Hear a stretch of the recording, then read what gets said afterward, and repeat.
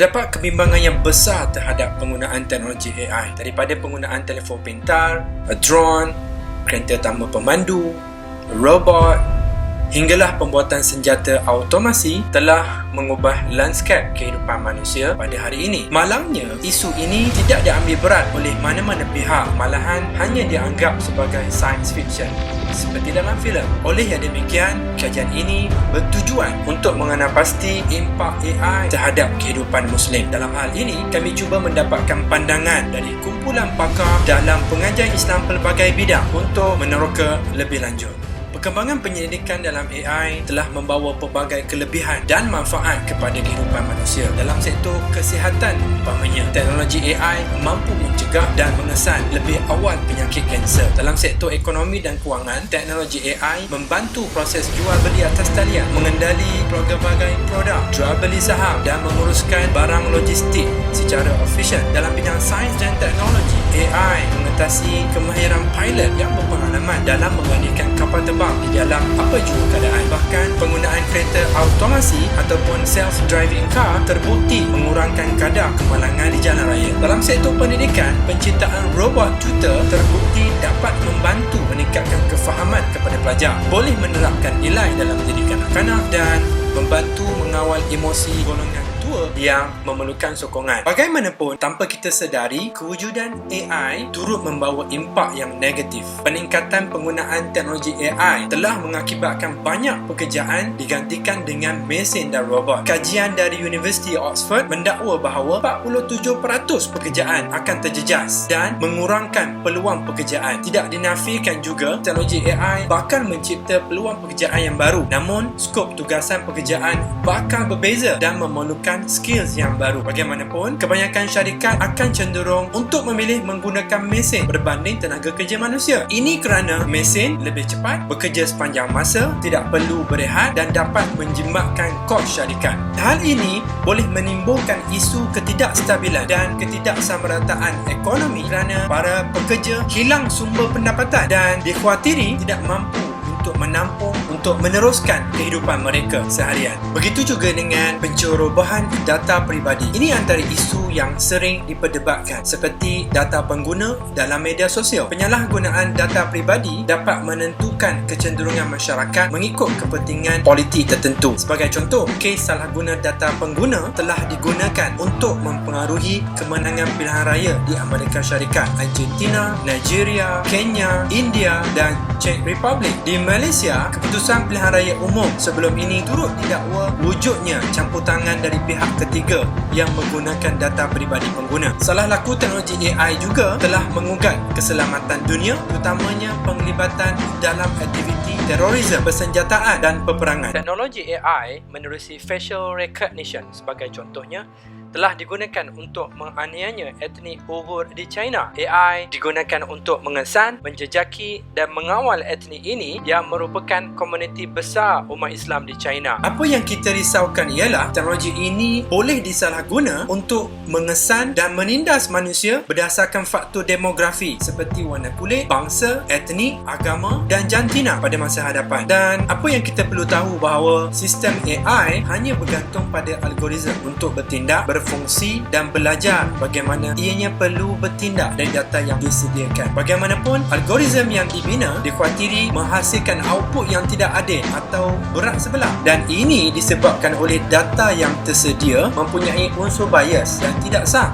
Sebagai contoh, algoritma self-driving car belum dapat berfungsi dengan baik yang mengakibatkan kemalangan maut. Auto-tag yang ada dalam aplikasi juga turut mempunyai unsur perkauman yang boleh menyinggung perasaan kerana memaparkan maklumat gambar yang tidak sepatutnya. Ini menunjukkan bahawa algoritma masih mempunyai konflik dan menjejaskan sebarang tindakan atau keputusan yang diambil. Dan perkara ini amat berbahaya jika algoritma digunakan untuk perkara yang melibatkan peraturan dan undang-undang. Lebih menggerunkan lagi, kemampuan teknologi AI di peringkat superhuman AI dapat menjangkaui kemampuan dan keupayaan manusia. Pada peringkat ini, sistem AI tidak lagi memerlukan bantuan dari sesiapa pun kerana ianya dapat menjana algoritma tersendiri. Amaran yang sama turut diingatkan oleh Stephen Hawking di mana beliau meramalkan bahawa risiko bangsa manusia bakal berakhir apabila teknologi penuh superhuman AI tercipta.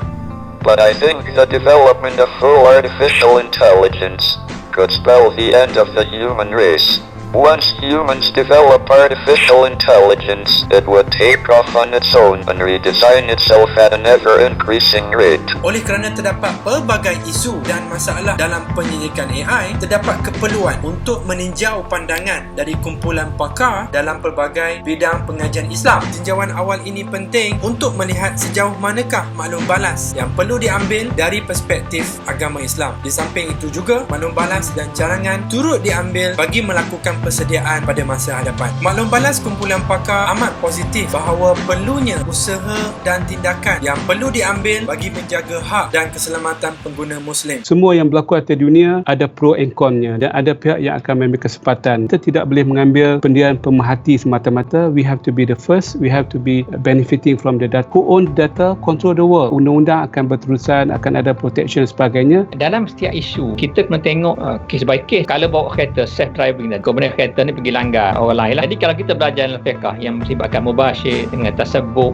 jadi itulah basic perbincangan yang kita boleh bermula. Kemudian daripada situlah boleh dikembangkan. Ahli-ahli fatwa boleh melihat dari aspek berkenaan. Kita masih rely kepada klasikal perbincangan yang ada. Kita kembangkan dalam bentuk yang lebih moden sejauh mana benda itu affect manusia, ataupun adakah hukum baru boleh dikeluarkan dengan sebab mesej yang lakukan bukan manusia. Ini amat penting dalam mencegah sebarang perbuatan berisiko yang boleh menjejaskan keselamatan dan nyawa pengguna. Walau bagaimanapun, tiada persetujuan bersama untuk mengambil tindakan yang segera untuk membangunkan garis panduan dan etika dalam penyelidikan dan penggunaan AI. Namun, kumpulan pakar menggesa secara konsensus supaya kajian yang lebih mendalam dalam pelbagai bidang tentang impak AI perlu dilaksanakan secara komprehensif. Selain itu, majoriti kumpulan pakar turut bersetuju bahawa pengguna perlu didedahkan tentang informasi, impak dan risiko penggunaan AI pada masa akan datang. Walaupun AI diakui dapat meningkatkan tahap kehidupan manusia menjadi lebih baik, namun terdapat beberapa pakar berasa tidak selesa jika AI digunakan secara meluas. Hal ini kerana kajian dan penyelidikan yang melibatkan teknologi AI masih baru dan terhad dan ramai pengguna tidak tahu tentang isu dan impak AI kepada mereka. Menariknya, skor tahap persetujuan kumpulan pakar semakin berkurangan jika AI digunakan bertujuan untuk memberi pandangan dan penilaian yang berkaitan hukum hakam Islam. Ini berikutan dalam menjaga hak dan keistimewaan hukum agama yang tidak boleh diambil mudah. Perbincangan mengenai isu-isu AI juga dicadangkan agar dimulakan di peringkat universiti bagi memupuk kesedaran awal, utamanya dalam pengajian Islam. Oleh kerana para pembangun AI dan pengubal dasar sedang memberi tumpuan dan bersedia dalam menghadapi perkembangan dalam teknologi AI, keperluan untuk menangani pelbagai isu perlu mengambil kira pelbagai perspektif dan disiplin termasuk dari perspektif agama Islam. Keutamaan penjagaan ini bertepatan dengan konsep penjagaan 5 perkara yang utama dalam maqasid syariah, iaitu penjagaan agama, penjagaan nyawa, penjagaan akal, penjagaan keturunan dan penjagaan harta. Kelima-lima perkara ini bertujuan untuk melihara dan melindungi kepentingan dan juga hak manusia. Kerjasama ini diharapkan dapat mengintegrasi semula antara saintis dan sarjana agama. Oleh itu, penghasilan kerangka etika dari perspektif Islam amat diperlukan bagi menyelesaikan pelbagai isu dan masalah dengan lebih harmoni, dan hal ini penting demi melindungi hak dan kepentingan seluruh masyarakat, terutamanya komuniti Muslim